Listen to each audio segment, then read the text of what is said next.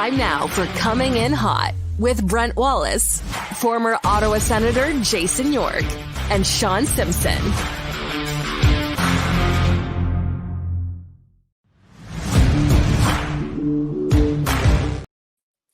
Good morning, everybody. It's Friday. No Yorkie. I can't get him to work 5 days in a row. And Shawn Simpson, welcome to the show, my friend. Good morning, Wally. How you doing? Well, I'm great. The Sens won, just like I predicted. Yeah, betting against them. But no, it did feel good. We'll be able to break it down, but it was just nice to get through a game like that, get some saves, head into Thanksgiving weekend. You've got a little Montreal tomorrow night. You got LA on Monday. So everything's good in Sens world this morning. Almost everything. You could be the Buffalo Sabres, who are 0-3 and don't look very good at all. No. It was a fun atmosphere last night. And I will say, the first star of the game for me is Linus Ullmark, and always will be. I know everybody has their person in their market. They're like, no, that's the best anthem singer in the game. I get it. But for Ottawa, there is no greater way to start a game for me than Linus Ullmark singing the national anthem. I totally agree, Wally. And, I know they mix it around, but when you used to go and see Rennie Rencourt in Boston, wasn't even a great singer, but it was just classic. No, it's a show. Gene Hart, and then his daughter, or not Gene Hart, but his daughter singing. It's amazing. And Linus Ullmark, of all people, my 3 years when I played in the Sioux, that's where he was living. So he sang the anthem in the Sioux. And I remember when Ottawa came into the league and all of a sudden he appeared, I'm like, I swear that's the same guy that used to sing in the Sioux. So it really is. It just the crowd, and even for the young fans, they just understand there's something nostalgic there. And let's say face facts off the ice last night. The Ottawa Senators checked every box. I mean, it's just such a classy operation right now, and including Mr. Sluge coming in for the double anthem. It went well. I know that not everybody's a big fan of player introductions. I get it, but I thoroughly enjoyed watching this group because the fans were all in. And I mean that when Linus Ullmark came out, I think it was the biggest roar, if you will. Brady came out. It was huge at the end. There's just an embrace around this group. It's exciting. You could feel the energy in the building. And that's what I like. Yeah, no, for sure. And I mentioned before we came on, I'm not a big fan of it. You made the point, which is an excellent one. Hey, it's for the young people and the energy. I like the Hell's Bells yesterday, too. That's kind of going old school. And also, let's face facts. Off the ice, the Ottawa Senators are not lacking in staff anymore. They went through and did the introductions. They did it in groups of 4. They're still doing them. Had to be 20 people there. So if you're a Sens fan, nothing to complain about off the ice there. Like I said, it was really cool. Starting with the red carpet and right to the singing of the anthem, and obviously a hell of a first period as well. Also, and someone just made a Can't Control Life commented about the intermission band that was like this dressed up 80s band with big wigs, like the long metal, like the Def Leppard hair, if you will. They were actually very entertaining. Some middle-aged guys dressed up in tights is always entertaining. Well, I saw the lead singer, and he certainly, that takes some big balls to dress up like that. But he was having fun with it, so that's good. He was all in. All right, to the game we go. And that's with a 3-1 victory with Ottawa. Simmer, I think it's fair to say they held on to this one. They were outshot, I think, 23-14 over the last 2 periods, 16 shots against in the third. But isn't that why they just paid Linus Ullmark a whole lot of money? It is for sure. Yeah, I'm not disagree. Last year in the playoffs in the run to win a Stanley Cup, Bobrovsky had some nights like that too. Like, it's not like the Florida Panthers locked it down every night, but it is. And we were commenting before we came on. It's so true. People are so jaded in the market that a simple glove save by Ullmark now, or a pad save, and people are like, "Ooh, haven't seen that in so long." But there's no doubt. I think it's going to take them time to work on things in a sense of pace. Consistency, getting some chemistry together, and there's just nothing better where you're working out the kinks there to have some real good goaltending, and they got that last night. But one point that should be made, that's the defending Stanley Cup champions. Yes, there's been changes, but that's a group that knows how to grind and play, and they're big and they're heavy, and they know what they're like. That's a well-oiled machine. So I get Linus Ullmark was very good, and he had to be. I just before we get too exciting or too disappointing, Ottawa still can't play in their own end. They're playing against the defending Cup champs. We'll see how things go against Montreal. But I do appreciate those guys. They bought in. Like, yes, were they trapped sometimes? But just didn't seem to be a whole lot of quit. There was a lot of fight in that group last night. No, and also for the guys, Wally, sure they had a long training camp. Guys didn't play a ton of exhibition games. They're still kind of getting their legs under them. Panthers played the other night, and I totally agree. And there's nothing better than a team meaning the Ottawa Senators, playing another team to kind of get a feel. And I knew they were battle tested. I knew they won the Stanley Cup. But the part that really stood out yesterday in the second, third period, just how hard they are on the puck. They are a tough team to play against. So I think if you're a Sens fan, I think you should get a little better indication of where Ottawa's at when they play Montreal tomorrow night and LA at 1:00 on Monday. Yes. And we did mention this before, but in the building when Linus Ullmark made a save, which was fairly like a routine save, you could feel the energy in the building go, oh my God, he stopped the puck. Yeah, It was. I guess, yeah. I mean, people brought up other players, Wally, but it has been leading up to a guy that's never played a game. Boy, it's been quite a love affair. And I guess a couple of years ago it was like that for Claude Giroux. There's probably been others in the past, but this, as far as if you're making a movie, at least for the start of it, the way it happened off the ice, signing the contract. I loved the ensemble that he was rocking yesterday coming into the game. And then he was money last night. Made a couple of big saves there in the third period. And just the difference of tying or going into overtime and somehow squeaking it out with an empty net goal just felt good. It was good. Here, Jake, if we have it, here is Linus Ullmark from last night. It's a special win, definitely. And boys should be proud. There's a lot of emotion in that game. Obviously, opening night, did you settle in pretty good? It's all right. I'm not a huge fan whenever there's these sort of things. You want to get to do your own thing, and you have so many routines, and you just want to get the game started. But it's important to show appreciation towards the fans and all that, and also to the guys that made a team, me for example. And it's always nice to be appreciated, but also show appreciation. Your reaction to the crowd when you were introduced?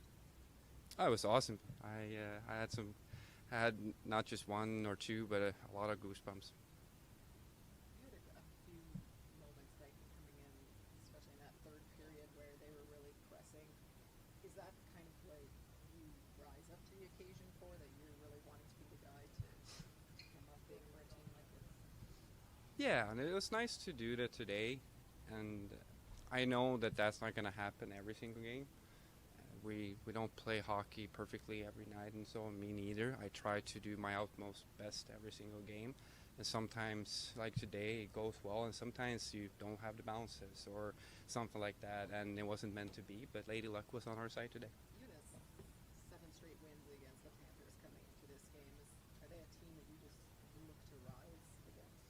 No, I mean there's some. I wouldn't say there's bad blood, but obviously they've beaten me twice in the playoffs, so I enjoy playing them. And just because of the reason that they're so good, and there's a lot of fun playing the very best of the teams in the league, and there's an opportunity for you to rise to the occasion and really test what you've been working on. And once you actually get the wins, that makes it a little bit more sweeter. So there you go. Two questions just before we get to Linus Ullmark. People keep saying can't hear the questions in scrums. You can't hear questions in scrums unless you move your mic around, and it just doesn't happen. So I can cut all the questions out or just leave it the way it is. It just runs raw. So it's just going to run this way from now on unless the world comes to an end. Linus Ullmark has now won 8 straight games against the Florida Panthers. And he did mention about they beat me twice in the playoffs. There's a little bit of I'm tired. I'm going to beat these guys as best I can here.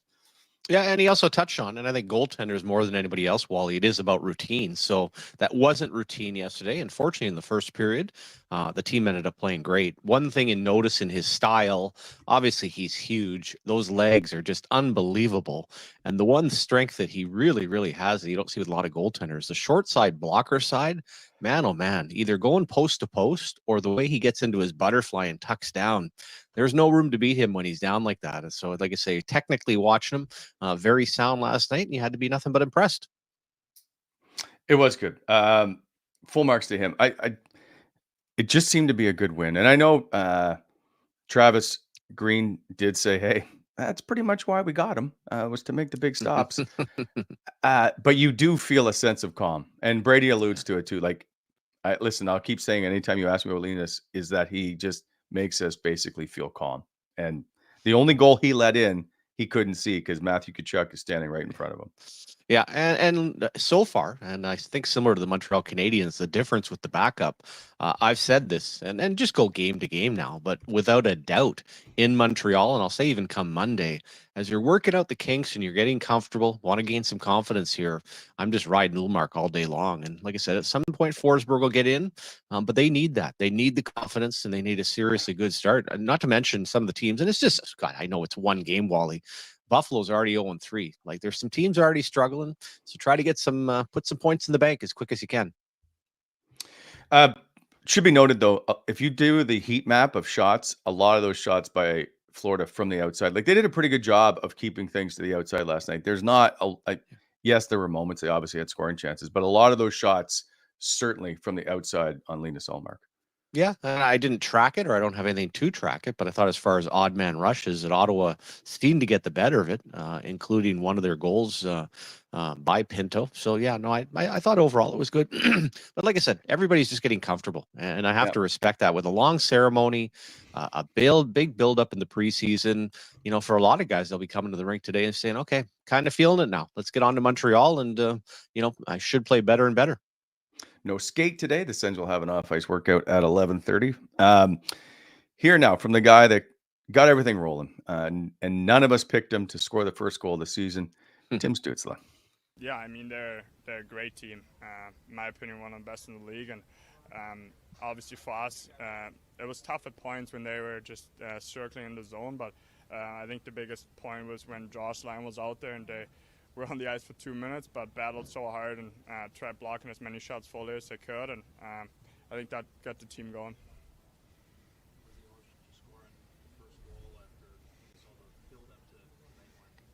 Yeah, obviously it's great every time you score, especially on the home crowd and giving your team a lead. It's always a good feeling.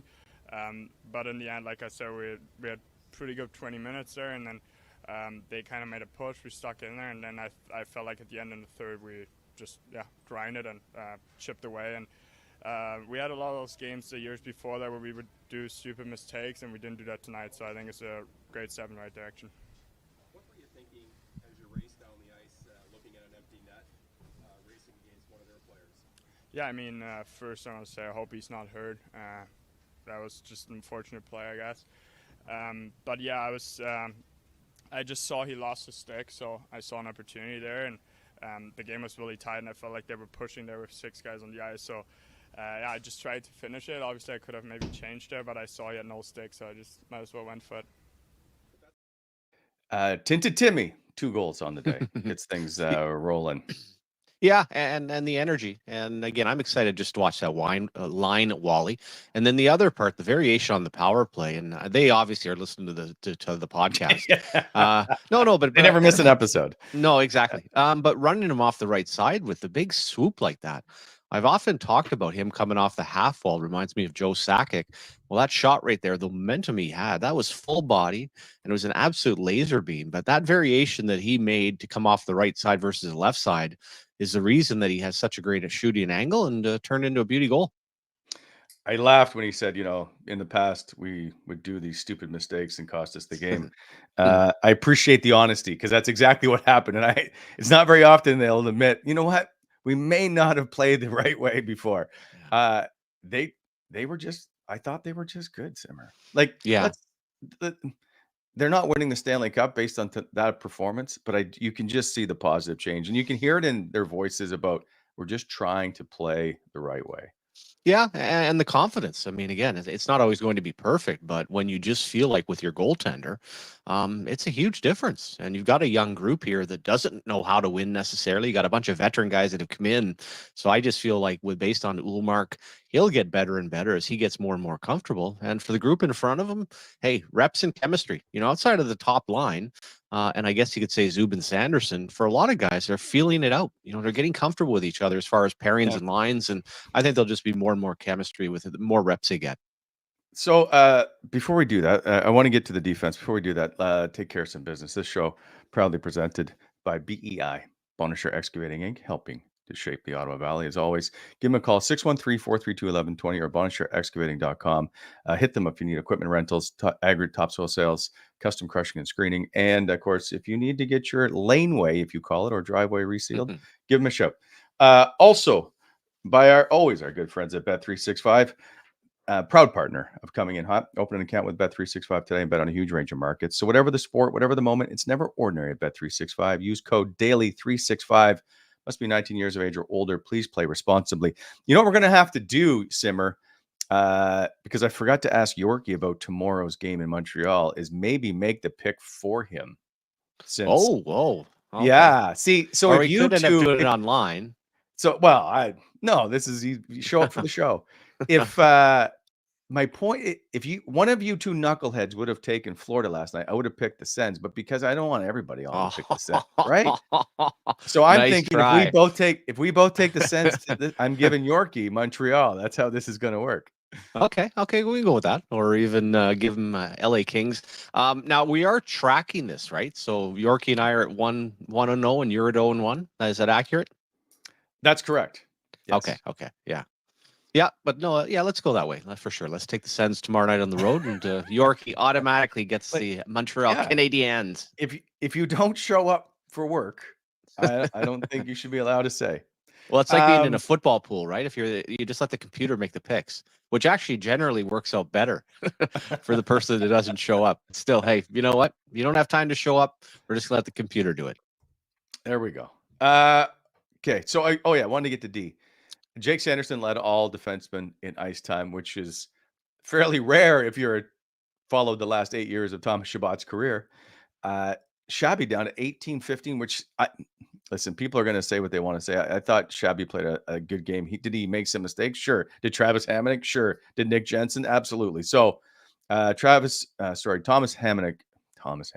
Chabot, 5 blocks, 3 shots on goal. But Jake Sanderson, 7 block shots out of a team high 30. By the way, Simmer, 30 shots, the most since the 2019-2020 season in one game. As far as the home opener, you mean?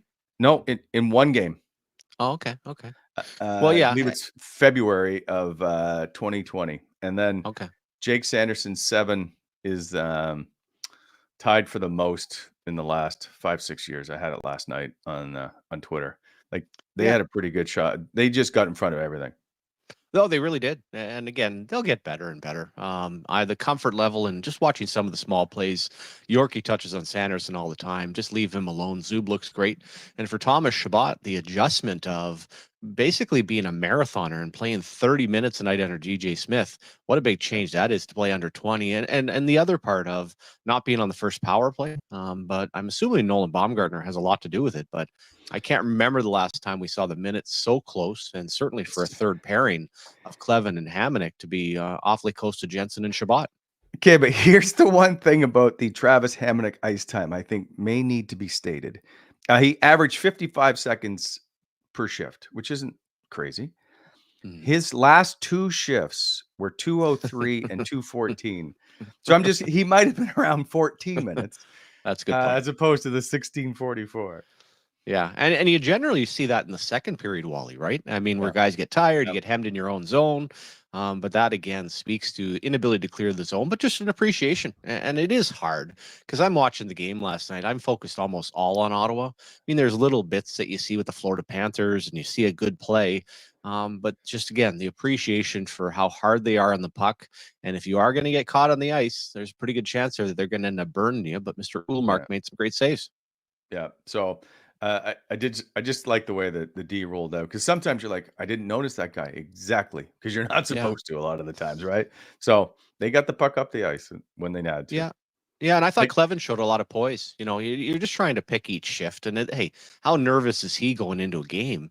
And I think fans should appreciate that. But I just saw a lot of moments where I'm like, okay, this is a big body. You know, he's a big space eater back there. And I thought he showed some real good poise. And again, saying this with every player, give him a little bit of time here. Let's get 10 games in before we really start figuring out what each individual is, what each line is, and what each D pairing is.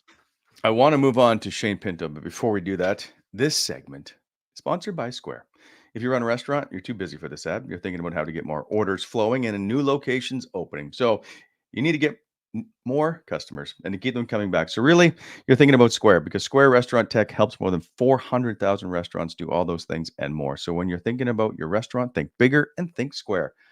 Go to squareup.com/ca/en/campaign/big-in-RST to see why Square is big in restaurants. Shane Pinto last night, I thought, was outstanding, and he did garner a lot of attention. Here, before we chat about him, is Shane Pinto. Yeah, it's a good win for us. Got off on the right foot. Oli played well. He bailed us out there in the third a few times, and just a good team win. And it's one down, but we need more one to go. So. Lots to build off of from this one. Yeah, I think we played a good game. I know, obviously, they're a very good team, and that definitely builds us some confidence going into Saturday. And we did a lot of good things, but also there's some things we could clean up, but just keep getting better. We know you commit so much to the defensive side of your game. How did you feel you played in that area? Yeah, I felt pretty good out there. I think, our D did a good job of eliminating plays early, and it kind of made it easier on me. But DP and Mods do a good job for me as well, so it makes it a little bit more easier on me. So I thought it was a good game for us. Knowing it can get tense in the third period, but that you can still hold on to the win, what does that do for the experience level of this group? Yeah, that's super important. I think Greener really emphasized that going into the third. I thought we were a little sloppy, though. I think Oli made some big saves for us, but we just got to be better, though, there, I think, a little bit. Tell us about your goalie. I just you kind of just black out, and I just shot it, and it went in, so it was a good feeling.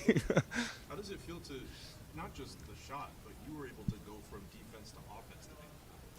Yeah, I think I try to pride myself on a 200-foot game, and luckily I got rewarded there for playing that. So. David Perron said he loves playing with you in the audio. Yeah. What do you like about playing with him?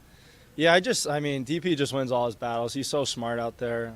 He's always talking on the bench, and I think that keeps me super engaged in the game, and just a veteran, presence. I think it's awesome, so I'm happy to play with him too.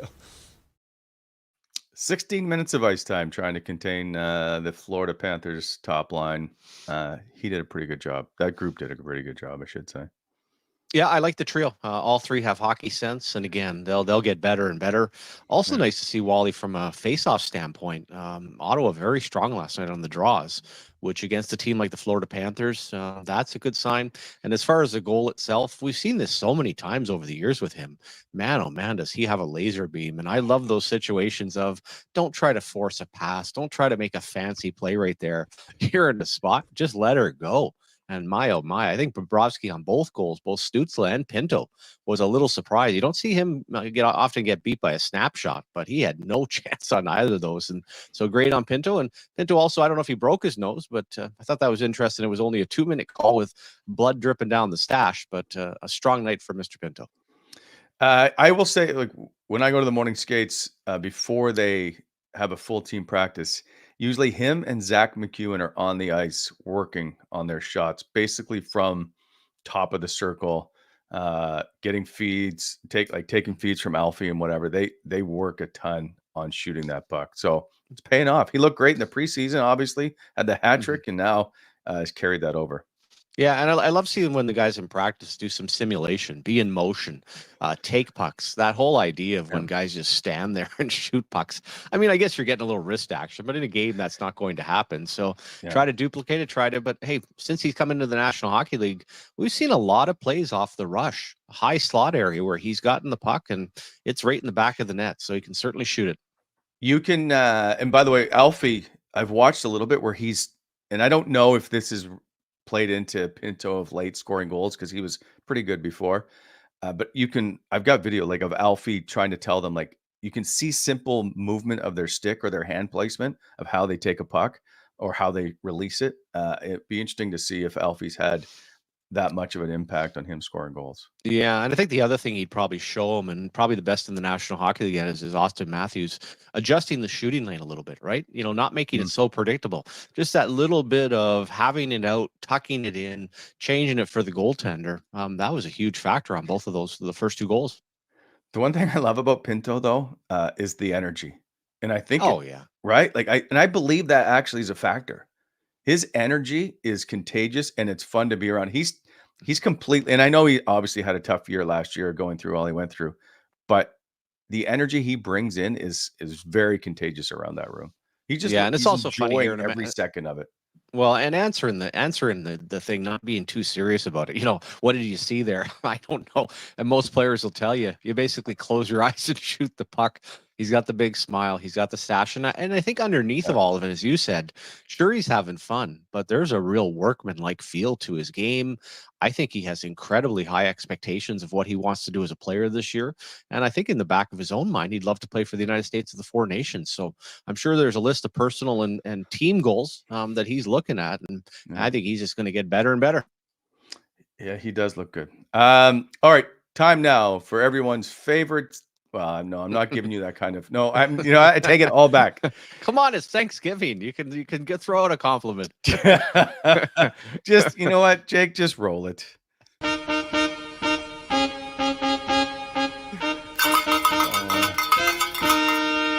Hear ye, hear ye.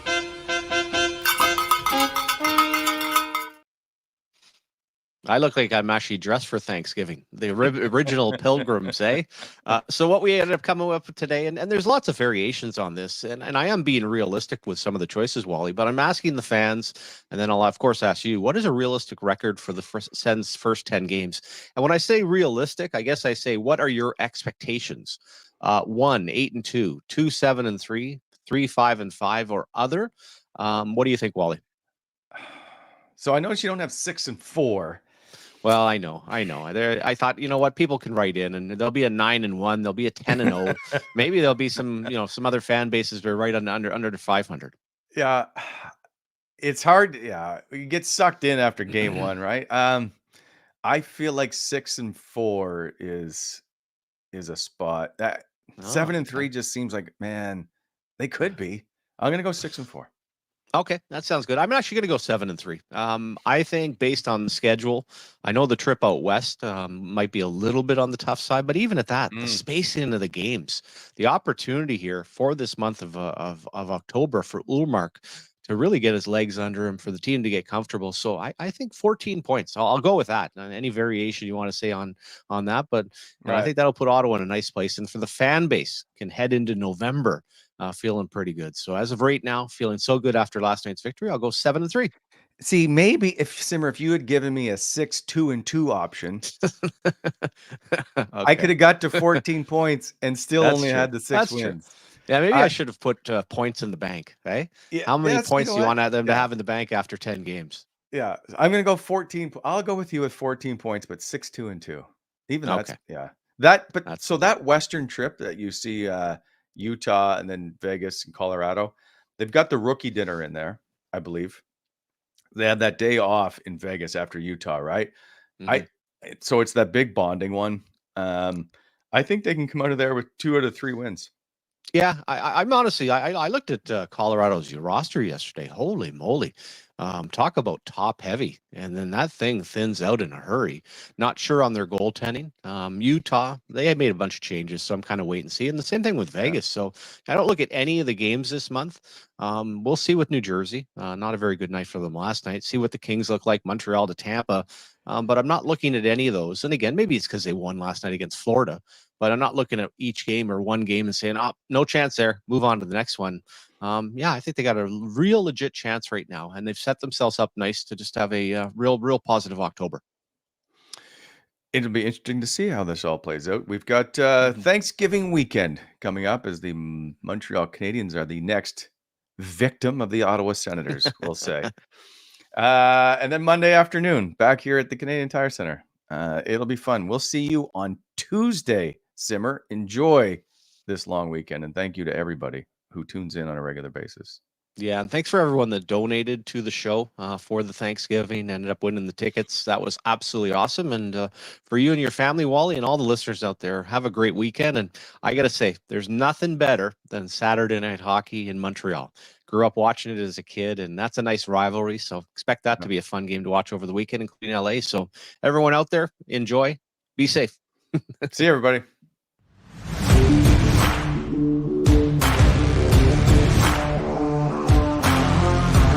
Thanks for tuning in to Coming In Hot.